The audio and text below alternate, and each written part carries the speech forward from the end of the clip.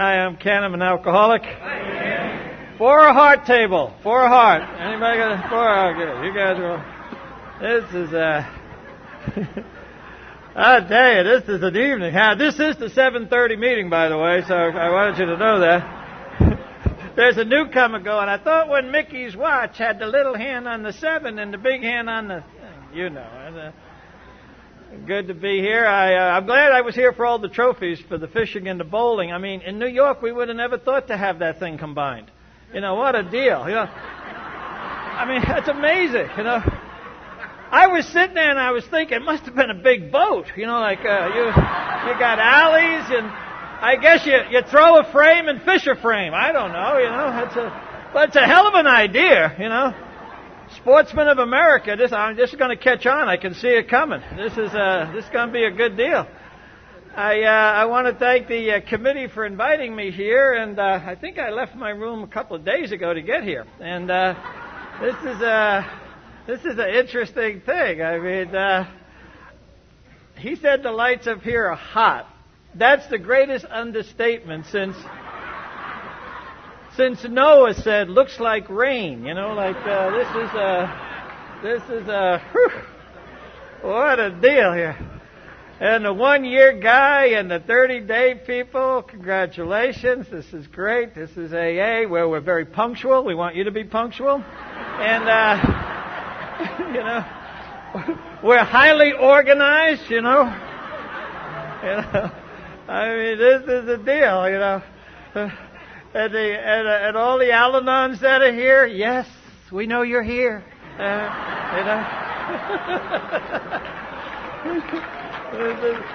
this is good. You know the Al-Anon countdown: 10, 9, 8, 7, 6, 5, 4, 3, 2, 1. Get the hell out of here.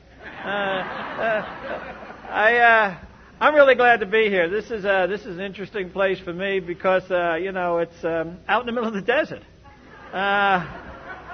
When I tell the guys in New York that I speak in places like this, they think that I had a slip. You know, like so there's water and a desert. Yeah, oh God, love him. I thought he was. We thought he was getting much better than that. You know. And the deal is there's a bunch of guys here from Brooklyn, and we're glad you're here. And that means that there's a bail bondsman somewhere saying,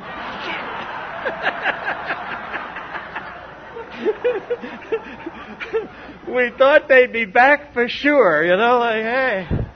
And this is a real serious program, so I want you to relax. And we're going to give you the hard AA stuff. It's right here in this book. Called Alcoholics Anonymous. It's actually part of the program. You know, and you got to read too. Yeah. But you know, we were talking about Brooklyn. Now I know this dates me, but when I went to school, we wore knickers. Can you believe that? And you didn't get to wear long pants until you were in the 8th grade. And I went to a parochial school, so you know what my sex life is like. You know, like, I once saw 2 dogs getting at it, and I said to the nun, "What are they doing?" And she said, "They're dancing." and I said, "They're not even facing each other." She said,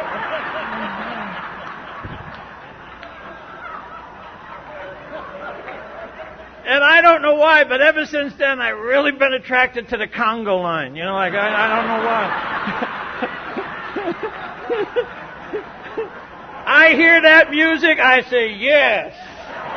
Yes. I'm a-coming, wherever you are, you know. But this is a good thing to be here at Laughlin. And can you imagine the guy who started this? They say he had a dream. I mean, it's more like a hangover, you know, like a... You know, so what do you want to do, Don? I want to build a place in the desert. I'm going to have gambling. And then, if everything works out, AA. But I'm not rushing it, you know. I'm going to pace myself, you know. Well, this is a good deal. I mean, it's hard to look out at this crowd and really stay anything like on the money. You know, like you look here and you say, this is a group you certainly would not want to see in night court. You know, it's but I'm glad you're all here because you're definitely in the right place.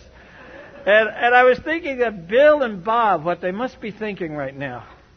You know, like, Bill, we had the first one of these in Cleveland because we didn't want anybody to be exposed to harm. And now they have it where there's booze, broads, and gambling. What the hell are they thinking of? You know, we got sober. I got sober in New York where they used to say this is a twofold disease: whiskey glasses and women's asses. You know, like, and,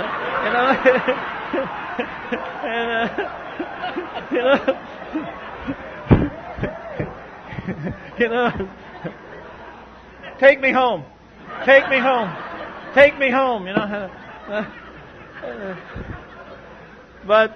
This is really great to be here. I love Alcoholics Anonymous, and I love being sober, and I'm really appreciative of the folks who have gone before and have done the things that they did. Because, you know, when I came along, I don't know about you guys, but I was really ready for Alcoholics Anonymous. You know, I hung out with guys that were just like me, you know, totally unscarred by education. And you know that, and today I think about that. I mean, I was 40 years old before I realized that Moby Dick was not a venereal disease. You know, like it was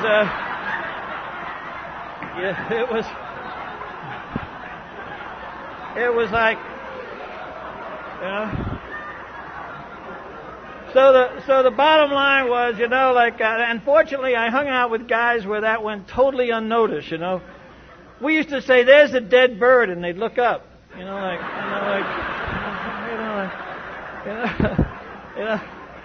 these were the kind of guy. You know, took a guy into a trophy shop and he said, "Wow, is this guy good?" You know, and those are the kind of guys. You know, like the hamster's dead, but the wheel is still turning. You know, And the deal is that you know, I got sober in New York, and it was a very interesting thing. And I have a sponsor tonight who's not doing too good, and he's been my sponsor for 32 years, and he's got cancer of the spine, and he's not in a really great place. But I called him the other day, and it's amazing how when you're sober, I'm not talking about going to meetings and not drinking. I mean when you're sober, how you just have planted your feet in the moment. And you're not worried about yesterday, and you're not worried about tomorrow. You're just planted right here. And you can see humor in everything because you know that's going to be your lifeline. And I called him and I said, "How's it going?" Because he's been through a couple of months of radiation and chemo and stuff. And he said, "Ken, it's really tough." I said, "Why?" He said, "I was in the hospital," he said, "with these professional people." He said, "They didn't love me. They didn't love me at all. But every time I rang the buzzer, they would get me a cup of coffee, they'd wash me, they'd clean me, they'd take care of my every need, and they had my bed spotless all the time." And he said, "I'm so glad to be away from that, and I'm home with people who love me. And I can't get a cup of coffee. You know, like and nobody changes my bed, but they really love me." You know, and I said, "Yeah, you know, that's the way it is. You see things the way they really are." And you know, he's doing stuff now that's not going to come easy to him. And at the same time, he's doing it right in the moment. And that's the real deal here. I mean, when I first got here and I read this literature, you know, I didn't understand a lot of it. And I realized where AA is today. I mean, we've become so uptown. We're having a convention in Laughlin, Nevada. That was not the way Bill and Bob started out. And the other thing is the fact that we have books and we have literature and we have all this stuff, and we got so many words for the same thing. You know, we've so diluted alcoholism in some scenarios that people don't even know they have it. You know, it's like, oh, you may have a little bit of it, but here's what you really got, you know. It's kind of like that deal in World War I. There was a thing called shell shock. Shell shock. Everybody knew what shell shock was. Wow, he's a little shell shock. Fred's a little shell-shocked, a little too much combat, and every time he hears something, he kind of goes like that. Well, by World War II, they had made it battle fatigue. We had battle fatigue. And then in Korea, we had combat exhaustion. Okay? And by Vietnam, we had delayed stress syndrome. No, those guys were shell-shocked, We got so far away from it, they didn't even know what the hell they had. And that's the way it is today in some scenarios of alcoholism. It's that people have so diluted what Alcoholics Anonymous is that you lose track of it. And what Alcoholics Anonymous is about is what's in this book. Bill and the boys knew what was going on. They wrote about it. And they did it in such a way that, even if you're unscarred by education, like, let's just say out of the curiosity of your heart, you wanted to learn how it works. Where the hell you think you'd find that in this book? Oh, look at that, how it works.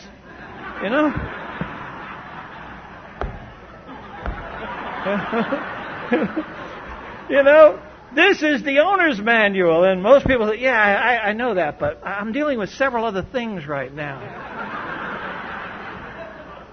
If you're going to deal with alcoholism, you got to have the right weapon. It's kind of like going into a bank and trying to rob it with a pistol. A pistol's the wrong tool to rob a bank. Nobody should use a pistol to rob a bank. You have to have good crowd control skills, a great vocabulary, and good management of how people should act. It's the wrong tool. But you go in there and go, everybody knows why you're there. You could be illiterate, and you go, we know why you're here. Give them the money,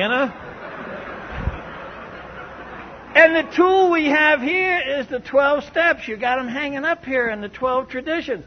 Those are the tools that are if you're suffering from alcoholism. And the deal is I love alcoholics because they are so oblivious. That's OB with a oblivious.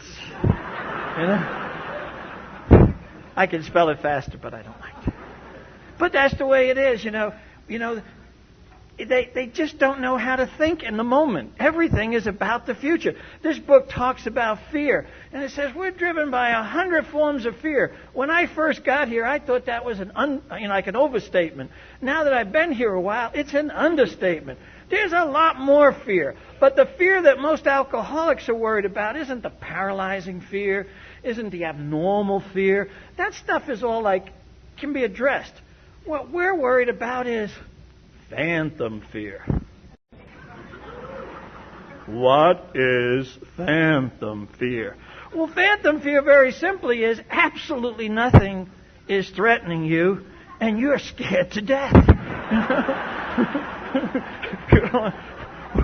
Well, something could happen.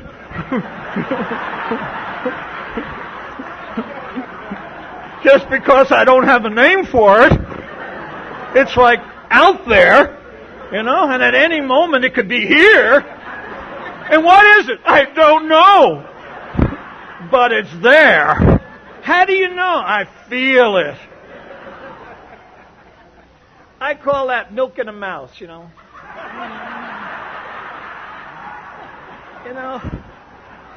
A lot of activity, but very little milk, That's the way we are. I mean, we're so busy concentrating on stuff we can't control. And for years I came here and they used to say, we have a spiritual malady. I didn't know quite what that was. I can tell you from my experience, and that's what I'm talking about, my experience, I now know what that spiritual malady is. That spiritual malady is trying to live someplace other than right this moment. And when I try to live someplace other than right this moment, I'm separated from God, which is the source of all my strength. It says so in this book. It says, I'll quote it, and I'm unscarred by education. It says, there is one, uno, who has all power. That one is God. May you find him Thursday.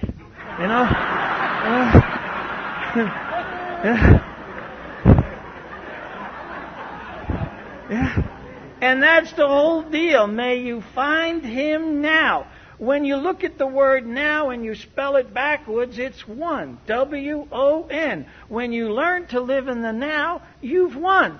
In actuality, it's the only place we can live.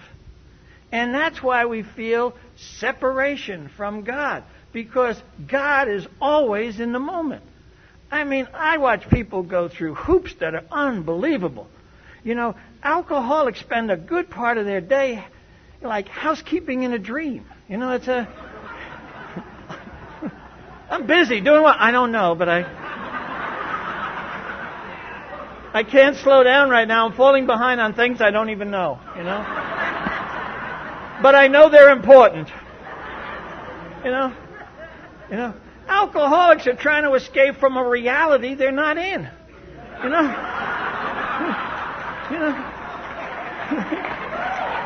Come on.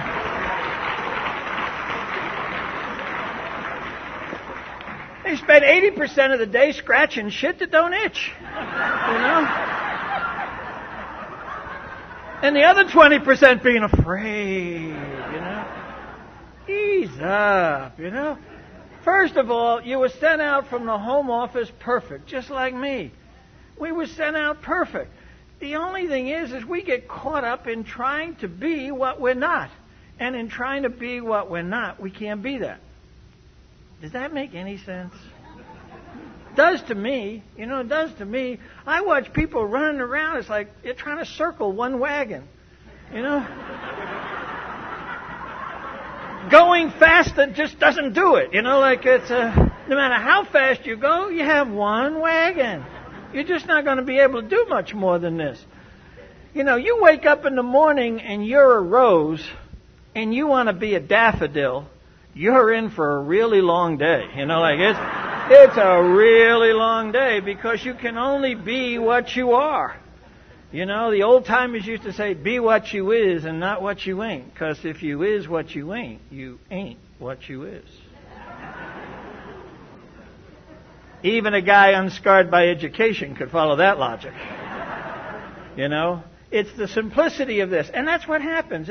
We try to complicate that which is so simple. If the alcoholic doesn't drink, he tends to act much like other men. Therefore, the main problem of the alcoholic is in his what? It's in his mind. You got this, whoo, whoo, you know, your little tinderbox up here is on fire. You know, just sit it down, you know. I'm amazed when I go to meetings, and it doesn't happen all the time, but people say, my mind wakes me up in the morning. And it tells me what to do. And it controls my whole day. Well, my mind doesn't do that because it's my mind. You are its body. You know? There's a big difference. You wouldn't take that shit from your hand. You know, you'd say, hey,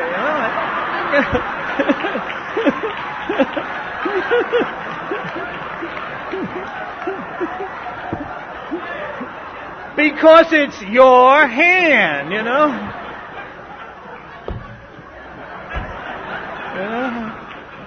I mean, to tell you. And the deal is that I love to do these things, and I've said this over the years because I love to hear people laugh. Because I know when you're laughing, you're getting a respite from you. You cannot laugh and think at the same time. That's why God has given man the only animal in the animal kingdom that has the ability to laugh. You know, rhinoceroses are not like this. When a rhinoceros is born, it's already reached the quintessence of rhinocerosity. It can't be any more rhinoceros. But when we're born, we're just put on the path. And the deal is to just relax and realize that everything is okay regardless of what this is telling you. You know, it's like going to a horse race. Karen mentioned enjoying the horse races. And, you know, I always thought at the races are just like alcoholics. they put them in slots, and then they open the gates. If every horse were to sit down, it would be right where it's going to be when it runs the whole track. It would be a photo finish without one horse leaving the gate. Well, who won? I think it was the guy next to me. His nose is on. And that's the way it is. There's nothing to do. And that's why God gave us this wonderful world to do it in. It's supposed to be a lot of fun. When you get up in the morning, go screw something up. Don't lose your skills. Don't. We're counting on you screwing things up. All you have to do is, if you think this is serious, pick up a newspaper and just look at it and go, this is the best we can do. And the deal is that right now, while we're sitting here in Laughlin, I have a friend who I sponsor in San Diego, and he's getting ready to leave Tuesday to go to Iran. And in Iran right now, they're having a surge of AA. They're having a surge of AA. They now have women sitting in mosque next to men where they can't go to pray to AA meetings.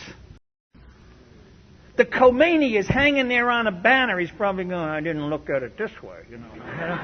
Can you imagine a banner of Khomeini with Bill and Bob on either side? I mean,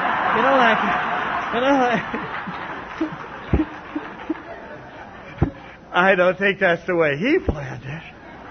But the deal is that's the way the world is going. There's so much stuff going on, and all we get is a tinkling of the negative stuff. And we tend to think that's the deal. And if you're in an Alcoholics Anonymous meeting tonight like we are, we're already winners. If you're an alcoholic at a meeting, it's like you were born on third and you think you hit a triple. Yeah, what'd you do? I'm here, And did you ever notice the folks who have the most trouble with Alcoholics Anonymous, they do drive-bys. They're not members of anything. They don't do any work at all. They just show up.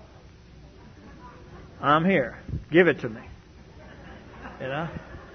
And you look at them and you feel like, oh,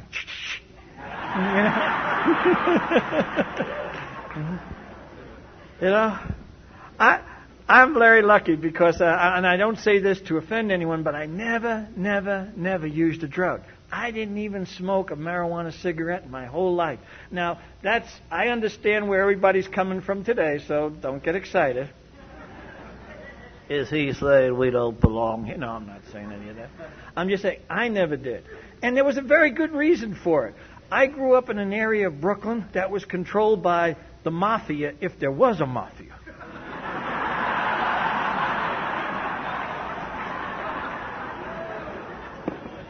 And the mafia, if there was one, had a rule that said if you deal or use, that's not a good. So the first time they found out you were dealing or using, they would open a car door, put your hand in it, and close it. You'd be surprised how many addicts just get out of that stuff like that,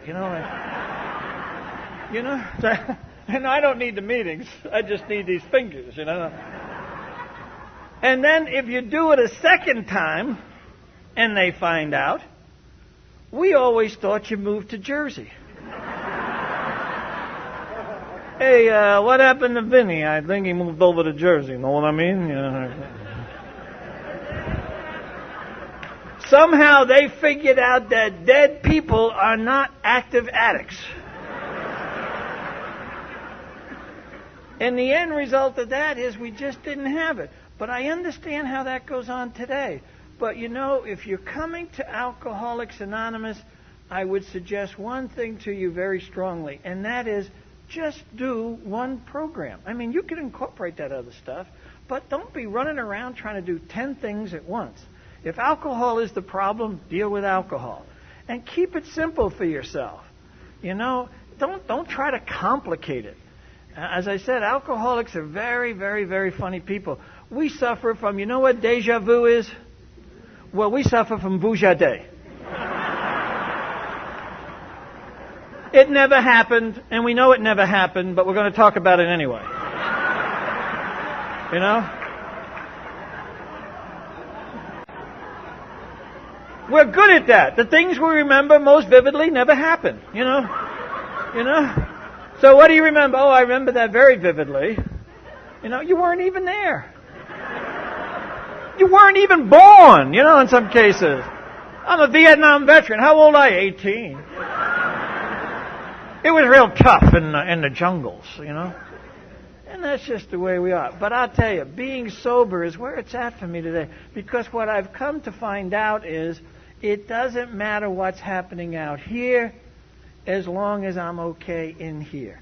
I have figured this out from my experience that the only thing I can lose are things I don't own in the first place. You know, if I really own it, I can't lose it. I can only lose what I don't own. And God has been so very good to me. You know, someone had mentioned last year me moving away and moving over to New Mexico, and I gave away all the stuff I owned and cleaned out some storage areas and got everything down to about 6 boxes. And people in my family said, you know, things like, have you lost your mind? And I thanked them for the compliment, you know. And I said, not yet, but I'm really working on it, you know. And I went on over there, and I got to hang out with the Navajo, and, you know, they got their own deal going on. They got a lot of stuff happening. And what came of all of that, somebody said, why did you do that? I did that because at that time it seemed like the right thing to do. And that's all I have to say about it. I don't try to explain every action that I take anymore because I'd be spending my time explaining and you wouldn't be understanding anyway. And in most cases, the only reason I did it was because that's what I thought I should do. And I don't spend a lot of time getting ready for stuff, you know. My motto for life is leap before you look. You know, don't waste the time looking. By the time you look, you could have tried it a half a dozen times. You know, everybody wants to look good, and therefore they become nouns in life. Don't be a noun, be a verb. You know, go screw something up, make us proud. You know, like, you know, go do something like, hey, look what Louis did. Hey, you know. And people are worried about making mistakes. How can you make a mistake if you're doing what you think is right? You know, back east they have the Hudson River is so contaminated that someday a 500-pound halibut with one eye on the top of its head and 2 eyes on its cheeks is going to come out of the water and say, I want to see somebody from Dow Chemical right now. You know, and the deal is, why are you worried about making a mistake? You don't have that much influence. You know, the little mistakes that you make would go totally unrecognized. Oh, that's I guess the best effort. You know, and the deal is that just relax and enjoy it. You know, I have a scenario in my life where I tell a story where, and that's why I don't spend a whole lot of time about the way it used to be, because it's not that way anymore. If there's one word that has become very instilled in my heart over the last 10 years, it's the word impermanence. I know that nothing stays permanent. You know, if you have somebody in your life today, you have to be willing to accept 3 things. Number 1 is that person's either going to die, change, or leave. And if you can't accept that, you might as well live in a cave, because that's the way it is.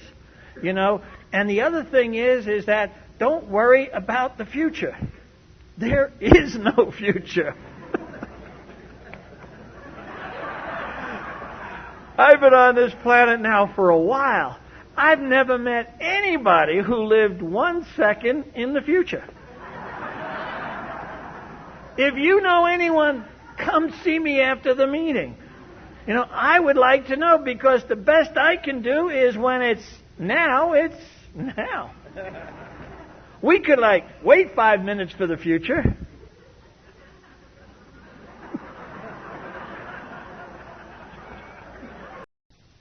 It's going to be now.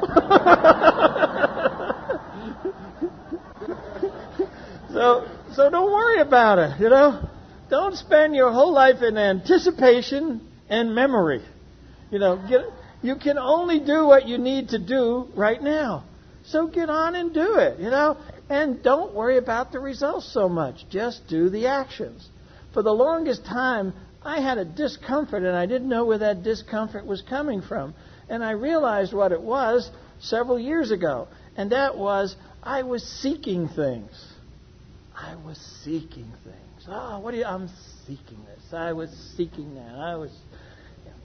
And the end result was the seeking became an activity out there, and I was giving up my right nows for something that wasn't going to happen because it didn't exist in the first place. And the end result of that was time was going by, and the only thing I was using it for was a stepping stone to get to the next moment, which was going to be as much now as the now I was in.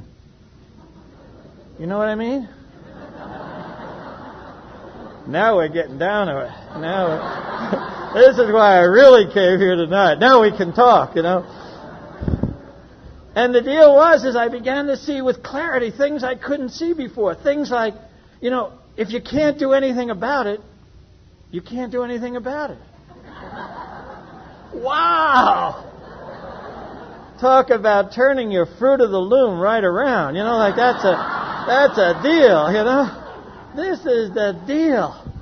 And why is it the deal? Because you just hopefully get to see that everything you thought you had to do to get to this imaginary place was going to be done right now at the best of it. And you began to realize that a lot of the stuff that Bill snuck into this book is just about that. Bill talks about that. When he talks about God, what does he say? I want a spirit of the universe that is not limited by time and limitation. He understood that time is a limitation. And the reason it's a limitation is because it doesn't exist in the first place. You get on a plane and they say, turn your watch ahead 17 days. Turn it back 8 days. Turn the clocks ahead 6 hours. Turn them back. What are we talking about?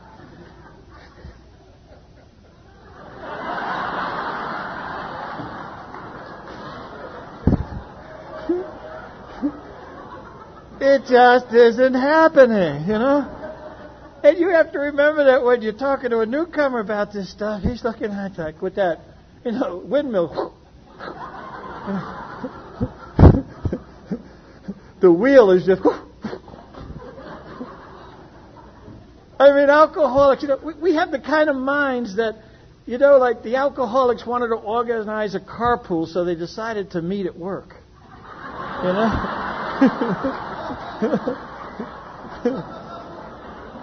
That's the kind of thing you're dealing with here, We just don't know how to be in the moment,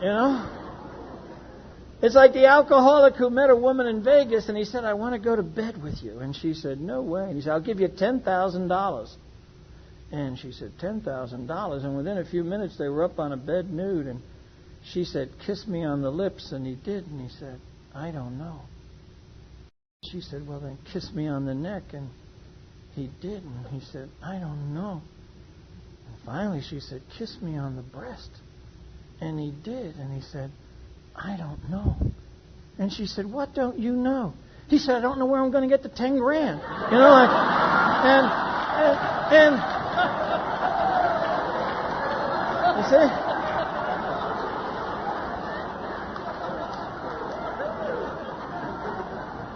And that's the way we are. We're right in the middle of a good thing. And we're projecting catastrophe. That's just the way we are. And you would think after you did it 600, 700, 800 times, it would begin to have some impact. But it doesn't. It's like lining up to do it again. So when your mind starts to tell you all this stuff, just tell it to mind its own business. Say, I hear people talk about the committee and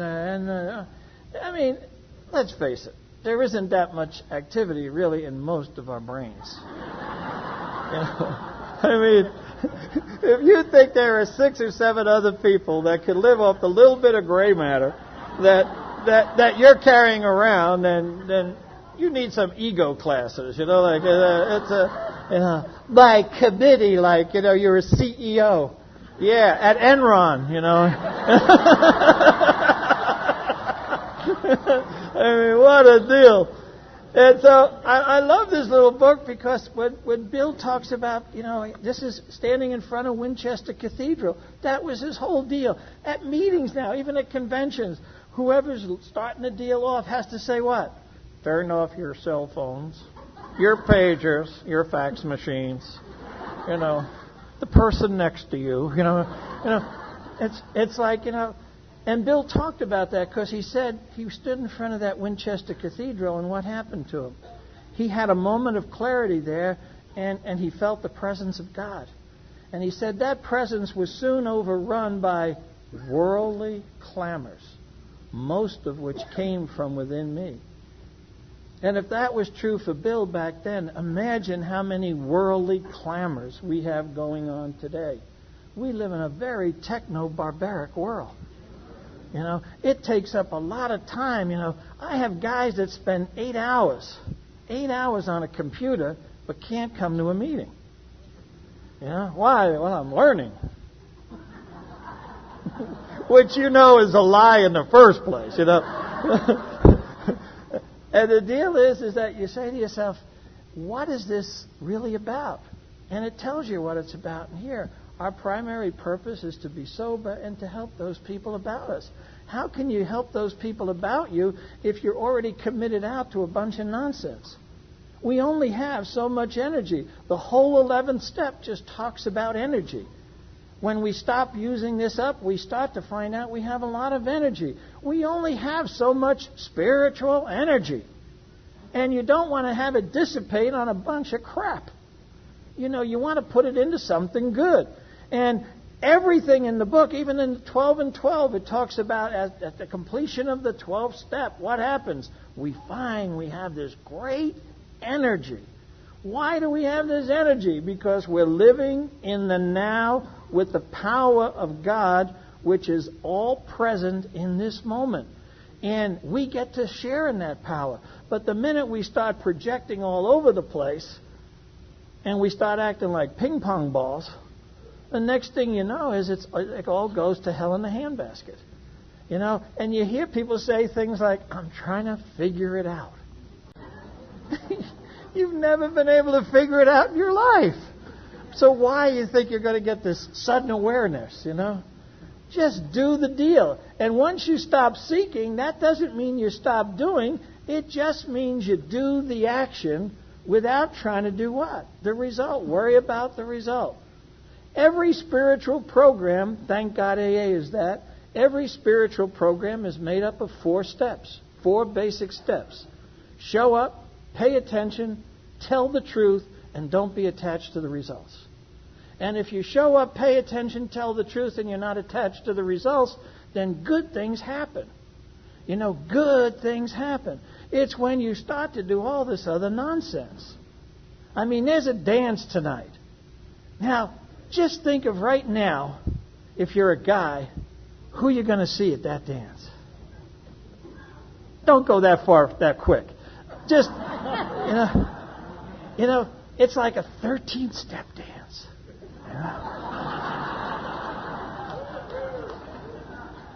Maybe I'll meet Miss Right. Or Miss Right Now. Or maybe even just Miss Perhaps. I don't know, But the deal is that your mind can get going and do all kinds of things. But you can't do anything about it while you're doing what? Sitting here. To get to the dance, you have to go to the dance. This is heavy stuff. And then when you get to the dance, if you want to meet someone to dance with, then you have to meet someone to dance with. Overwhelming. And you have people sitting here going, I think I could do that. You will do it. You're the little engine. I think I can. And you will do that. But the thing is just do what's in the moment right now.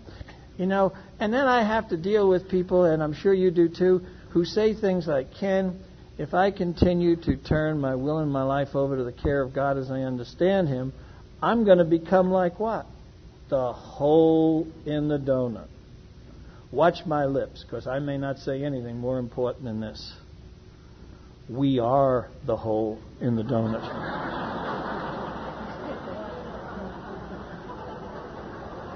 We are the hole in the donut. And thank God we are, because donuts come and go, but the hole is always there.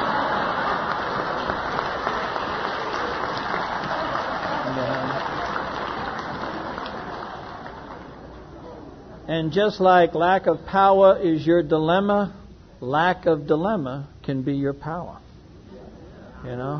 You don't have to be scratching stuff all the time. There's a little thing, it's in another book, and it says, be still and know that I am God. And being still for an alcoholic is a death-defying act. Are you kids? I want to make sure I understand this. You mean like, just be still?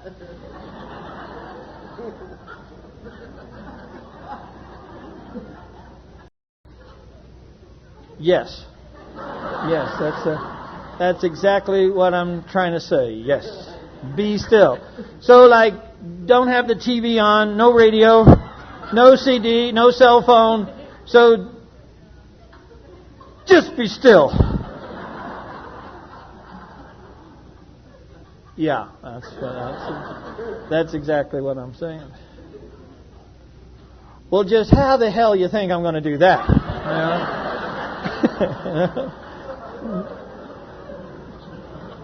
I mean, I got a legal pad full of stuff to get done. How can I just be still? Well, go ahead and do it. But be still. And we just don't have that concept. We just don't have that concept. Because if we're still, my experience has been, you get to hear the Master. You get to hear the Master when you're still. There's a mystic prayer that goes, you cannot catch hold of it, nor can you let go of it. When you are speaking, it is silent. And when you are silent, it speaks. And in order to hear that, you have to allow time for that. I don't care what you think your day should consist of.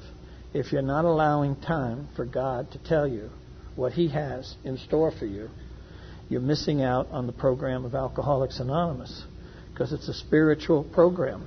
And if you look at the word spiritual, inside the word spiritual is the word ritual, R-I-T-U-A-L.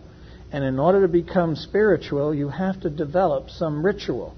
And some of that ritual is you have to allocate time where you do absolutely nothing in industrial amounts. Be still. And when that happens, you get to hear whatever it is you need to hear. There's a 6th step that we use. And when you read it in the 12 and 12, it goes to great lengths to say this is the step that separates the men from the boys. And what separates the men from the boys or the gals from the women? It's the same thing. And that's this. That after you're here in Alcoholics Anonymous, you can get very complacent and not do anything bad. Not do anything bad. You're not drinking. You're going to meetings. You're doing all the general stuff, all the facade, all the confetti. You're doing that. But at the same time, you're not growing spiritually. You're not allowing time to grow spiritually. And so what happens is you have a moment, as the book says, where your entire sobriety, right this moment, hinges on the spiritual shape that you are in, and you haven't been doing anything in that area. It's very much like going to Family Fitness and walking around and watching the other folks work out. And then leaving and getting in your car saying, yeah, that wasn't so bad. You know, I think I'll go back again next week. And wondering why they're tapering into these other people and you, for some reason, are not. And the reason you're not is you're too busy. Stop it. Stop it. Don't use this moment just to get to the next moment. Because eventually you'll reach a point where you're running out of moments. And if you want to enjoy life, you have to get into giving something. You know, somebody said to me recently about, in my case, I was retired and the company that was paying me my retirement went bankrupt. I had a son who died. I had a brother and sister who died a week apart, one Christmas Day, one New Year's Day, from this disease, I might add. I had a mom who died because she just didn't think her kids should die. I had the same stuff that anybody else in life gets, and it's no worse or no better. And all I can tell you today is that every bit of it served a purpose to get me here to Laughlin on May the 17th of 2003 at this exact moment, 5 after 9. Everything. Every single thing.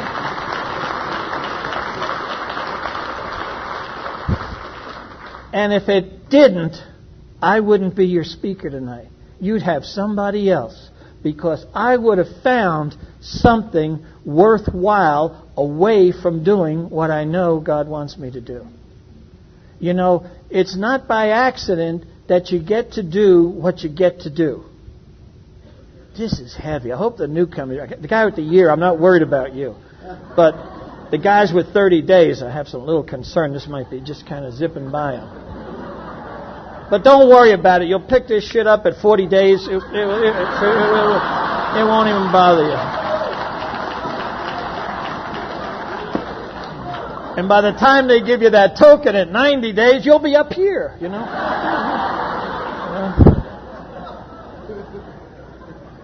But this is a great book, but it's nothing more than a book.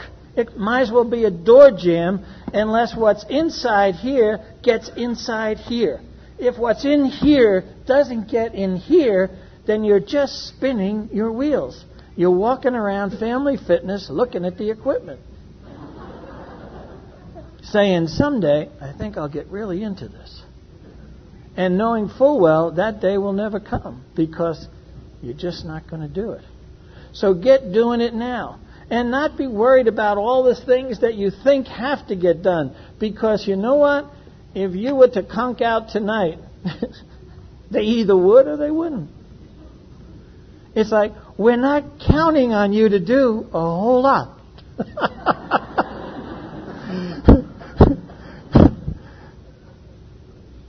Really not anything.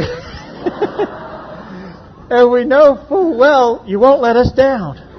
You know? But what you can do is go work with somebody else. Go carry the message. And what is the message? The message is not what happened 10 years ago, 15 years ago, whether it was good or bad or terrible or whatever. What's happening today, Saturday, the 17th? What are you doing today, the 17th? You know, we had that great meal tonight, and the deal is you say, where else could a bunch of slobs, like most of us were, come to a nice place, have a bed with sheets on it, you know, be able to come and go as we please, you know, not have to ask permission to use the urinal, you know, and can actually fall asleep while Bubba's awake. You know, like, the thing is,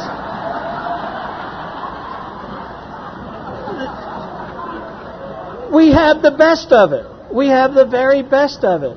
And the nice part about it is that it's like that because we're doing the very basic things we need to do. You know, if someone is telling you a lot about what they're doing, chances are they're not doing a whole lot. The people who are doing it have no time to stop and discuss it. They're too busy doing it. And if it's of any value to you, I can tell you that AA is divided into two groups. Those that do the work and those that take the credit. You know? Get in the first group. There's a lot less competition. You know? You know?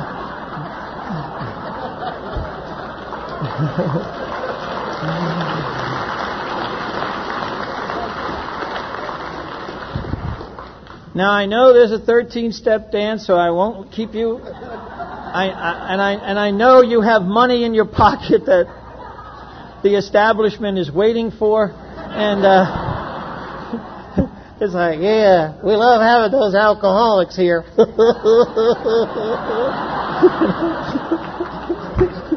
They're really good with numbers. Once they get past their sobriety date, they're a little tired, you know. But the deal is that this is about having fun. And if you're not having fun, you have no one to blame but you, you know. You have absolutely no one to blame but you. This is supposed to be a good time. This is the best time of our lives because it's the now time. You know, I've never did May the 17th, 2003. So far, it's been a really good one, you know. I didn't wet my pants. You know, well, maybe a little. But you know, I've been drinking so much water and coffee, I hear my mother in the back of my head saying, you should have thought of that before you left the house, you know? But I don't know about you guys, but when I was drinking, I had all of those issues, you know? I used to have, you know, codependency issues, if you need those, you know? I used to say, is my fly open? And they'd say, no. Why? I said, well, it should be. I'm peeing, you know.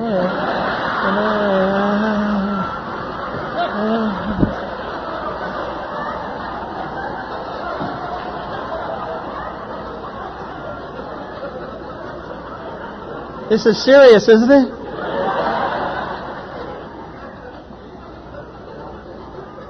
I hope tonight you didn't hear anything that improved you educationally. Because I've done my best not to do that. But at the same time, I hope you heard the subtlety of what I'm trying to say. And I say it not only for you to hear, but I say it as a constant reminder for me to hear. It's real easy to stay seated and not get moving. There's a law of physics that says an alcoholic at rest tends to stay at rest. But an alcoholic in motion tends to stay in motion. And we're just talking about getting up and getting into motion and not trying to figure anything out. You know, there's a lot of folks who can come up and can tell you stories that would make you cry because of horrendous things that have happened to them. But I can tell you this from the depths of my experience, and that is everything that happens to you has to happen to you so that you can become the person you need to become. And in order to become that person, you have to know what adversity is as well as success. You have to know, okay, I'm experiencing this now and it's a really good thing by my definition. But I know it's predicated on impermanence. And the only permanence there is for me is God. Everything else I touch is going to be based on impermanence. And that's why when it talks about relationships, it says, see to it that your relationship with Him is right, and great events will come to pass for you and countless others. This is the great fact for us. The great fact for this alcoholic is, I came to Alcoholics Anonymous from a background that was not much different than other Catholic Irish people who lived in the city. We drank too much. We drank often. We drank volumes. You know, I think if you're born into an Irish Catholic family, and I think it's just the way it is, they might as well give you a big book. Because, you know, when they baptize you, they give you the book, and, you know, even if you don't need it, you'll meet a lot of people who will, you know. In my family, we're divided into two groups. Either you're in AA or you need it. You know, there's absolutely no difference. And the thing is, learn to let go of those things that you need to let go of. the book talks about, it says pain is the touchstone of all spiritual growth. And that's true as far as it goes. It just doesn't go far enough. Because pain in and of itself is going to accomplish nothing for you spiritually. What's going to accomplish something for you spiritually is surrender. When you get enough pain and you surrender, then you feel the spiritual growth. Because you realize that in this world, things are going to come and they're going to go. And I have no control over most of it. And once I accept the fact I have no control over it, I can get to live in this moment. And I can do whatever I need to do right here, knowing full well that it's okay. Regardless of what my head is telling me, it's always okay. I don't need to have a whole lot of things going on. I don't need material wealth. I don't need a lot of things. What I need is that peace which this world can neither give nor take away. And I get that by doing the steps of Alcoholics Anonymous. When I did the steps of Alcoholics Anonymous, those steps evicted me from my hiding places. It would not allow me to be who I was. And in not allowing me to be who I was, it opened the door for who I could be. And I'm here tonight to carry that message, hopefully, to you. That this is a lot of fun. It's a lot of laughs. I look around the audience here tonight, and there's at least 40, 50 people who I know on a first-name basis and a last-name basis. They mean a whole lot to me. I love them. I see them very rarely, unfortunately, but I love them. And I love them because they love me. And they have shown that. You know, I had a son who died. And my ex-wife and my husband-in-law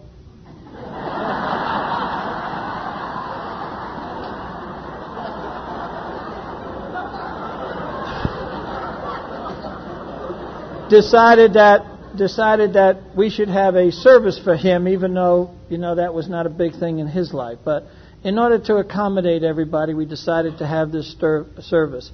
He died on the 7th of September, right after Labor Day. And so it was a holiday, and then he died. And then by the time we put this thing together to have it at the church, it was a Friday morning. It was only a day, basically, to put it together. And my family, none of my immediate family was available. None. Zero. And my mother and my ex-mother-in-law and my ex-sister-in-law were there. And, of course, my son was there, my other son. And I thought, well, that's it. We'll just have those people.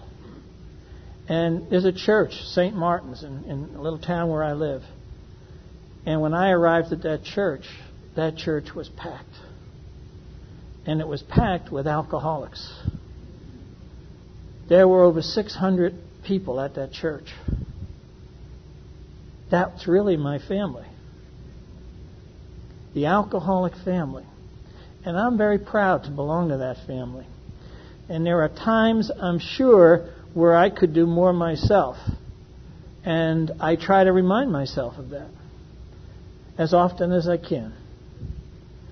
And I'm sure you have those days where you wish you were doing more. But the nice thing about being sober one day at a time is that if we do this Saturday, the 17th, to the best of our ability, and should God spare us, we'll wake up on the 18th and we'll be sober and able to do all those things that we didn't get done yesterday that really are important. And there's nothing to figure out. Absolutely nothing. I want to thank you guys for letting me come here tonight. We got to take really good care of one another because we're only on loan. God bless you.